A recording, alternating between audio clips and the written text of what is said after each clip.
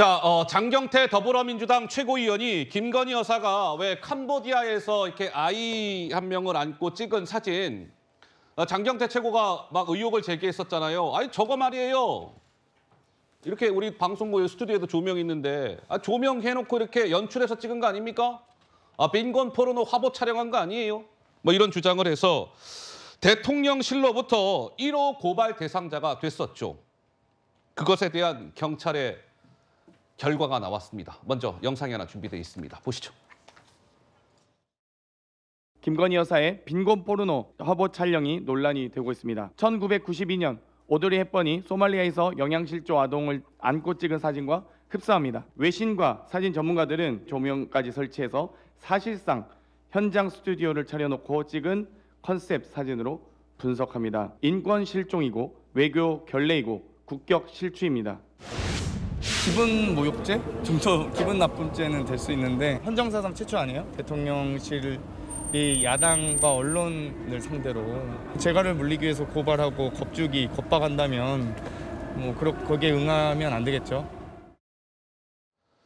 자, 대통령실이 장경태 최고를 명예훼손 혐의로 고발을 했는데 경찰이 장경태 최고의 주장은 허위 사실이다라는 판단을 내리고 서정옥 변호사님 검찰로 넘겼다면서요? 저는 이제 이게 아주 심각한 문제입니다. 허허. 지금 이제 윤석열 대통령이 4.19 기념사에도 말했지만 민주주의를 무너뜨리는 게 바로 가짜뉴스, 그다음에 돈, 그리고 이제 그 테러나 폭력입니다. 이 가짜뉴스는요, 상당히 여론을 왜곡 조작할 수 있고요. 그다음에 국론을 분열시키는 거예요. 이걸 장경태 의원의 가짜뉴스 때문에 우리 그 국격이 얼마나 이게 실추됐습니까? 하하. 따라서는 이 부분은요. 지금 장경태 의원이 법을 너무 몰라서 이게 무지해서 아마 그런지 모르지만 예. 입증 책임이에요. 원칙은 이게 물론 처벌할 때는 검찰이 입증을 해야 돼요. 그렇지만 이게 폭로할 때는요. 본인이 증거를 내야죠. 본인이 조명이 있는 사진이라도 하나 확보해서 조명을 설치해서 이게 빈곤 포르노를 찍더라. 이렇게 폭로해야 되잖아요. 예. 그럼 이게 본인이 폭로할 때 근거가 뭡니까? 아니 빈곤 포르노 찍었다는 증거 하나도 없이 그냥 무책임하게 폭로만 하면 됩니까? 지금 이게 대통령실은 증거를 냈잖아요. 그때 그 사진이나 여러 가지로 아마 이게 검찰에서 기소하면 재판해 보면 알겠지만요.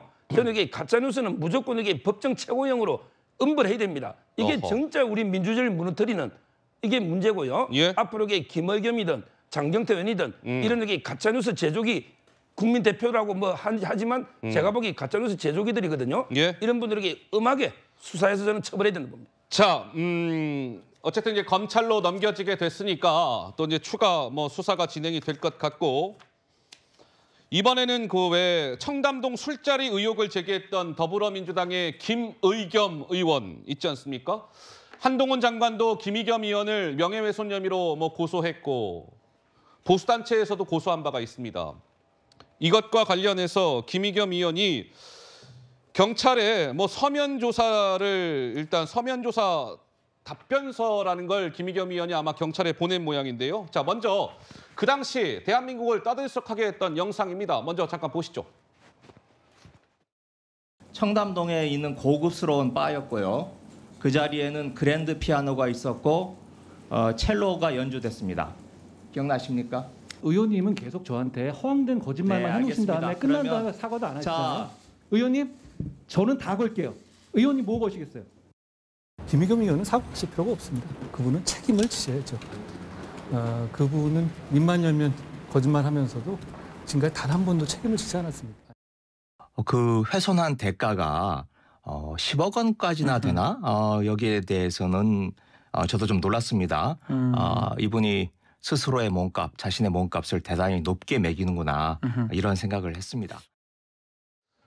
자, 그러니까 장윤미 변호사님, 김의겸 의원에 대해서 경찰이 서면 조사를 진행을 했다는 거예요. 지난주쯤에 김의겸 의원으로부터 답변서를 받아서 내용을 검토하고 있다고 하는데, 근데 왜 직접 불러서 조사하지 않고 왜 서면 조사가 진행된 겁니까? 사실 서면 조사는 예외적이긴 합니다. 예외적이에요? 소환 조사가 어허. 원칙인데요. 아마 일정 조율이나 피의자의 상황 때문에 이렇게 진행이 되고 있는 것 같은데요. 예.